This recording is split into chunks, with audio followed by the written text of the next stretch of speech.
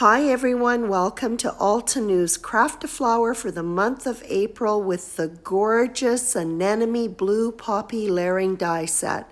This is stunning.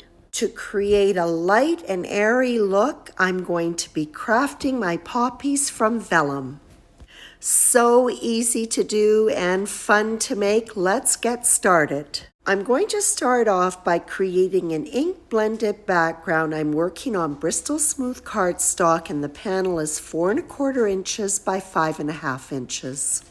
I'll be creating a gradient starting with the darkest blue on the outside edges of the panel and then working towards the center with the lighter blues. When working on larger surfaces, I like to ink blend using a blending tool. And I'm running out of space to hang onto my panel, so I've brought in some scrap cardstock so that I can hold it steady as I apply the ink and not get finger marks on it. I'm working with a beautiful set of blue dye inks by Altenew. The darkest ink, Desert Night, has been applied around the edges of the panel. My mid-tone is Dusk, and then working right towards the center of the panel, I'll apply my lightest tone, Ocean Waves. To get a nice smooth blend with intense color, I like to apply the inks at least 3 times. As the inks are applied, they overlap one another to create a nice smooth transition from one to the other. When I apply this last layer of ink, the pressure has been lessened up a fair amount so that everything is looking nice and smooth. This layering die set comes with 2 different poppies and the leaves. I wanted 3 poppies, so one of the poppies was cut 2 times. They were cut from vellum paper, and then the little center stamen part was cut from black cardstock.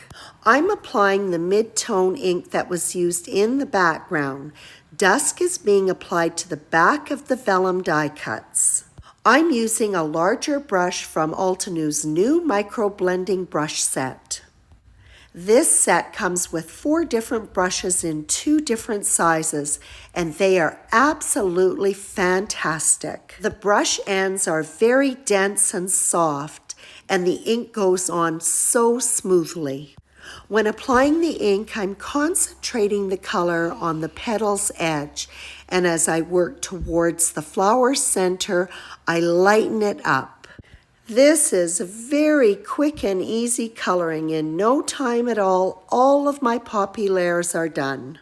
And between the die cutting and the inking, the flower shaping has taken care of itself. Just the process of die cutting the vellum causes the petals to curl a little bit. Vellum interacts with moisture, and so when the ink goes on with that little bit of additional moisture, petals will stand up a little bit more. After the mid-tone has been applied to all of the petals, then I'm going to go in with the smallest micro blending brush and add just a touch of that desert night sky right around the edges of the petals. The dark blue ink around the edge of the poppies is a dramatic finishing touch.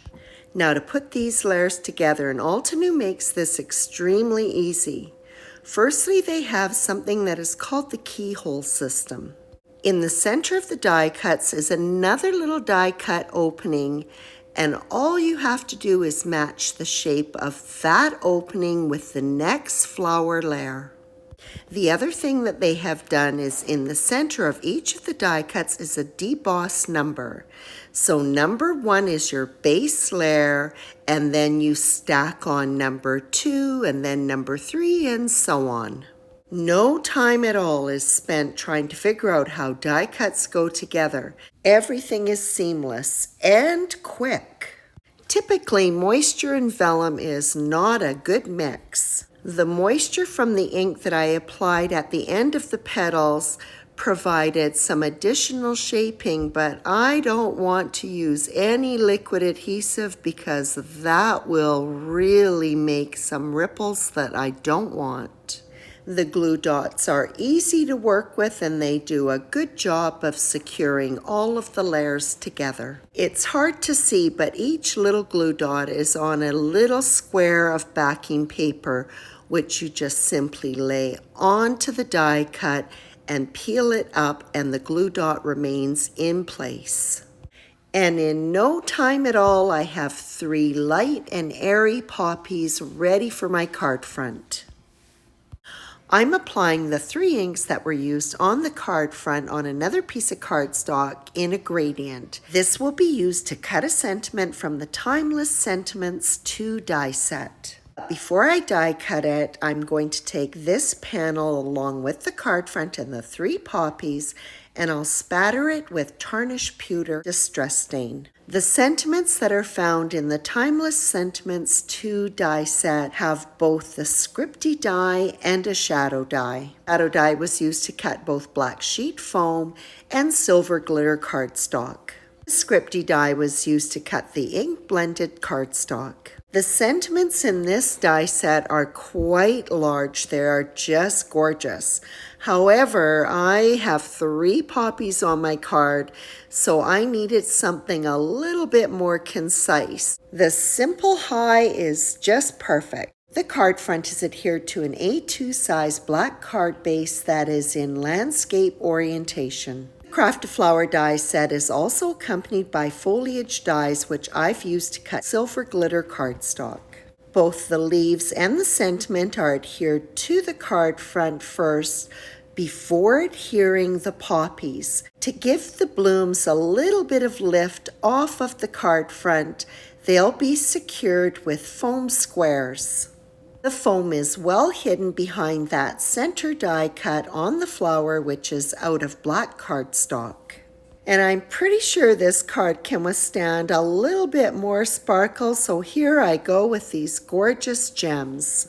Newly released Deep Sea Sapphire Gem Sparkles are so sparkly as the name suggests. These adhesive back gems are in 3 different tones of blue and also 3 different sizes. For this card with its darker background, I'm using just the gems that are lighter in color, the pretty aquamarine. That completes this card featuring Altenew's Craft a Flower for the month of April, the gorgeous Anemone blue poppy. I hope you enjoyed this video as much as I loved making this card. Thank you for stopping by, and as always, I appreciate your visit.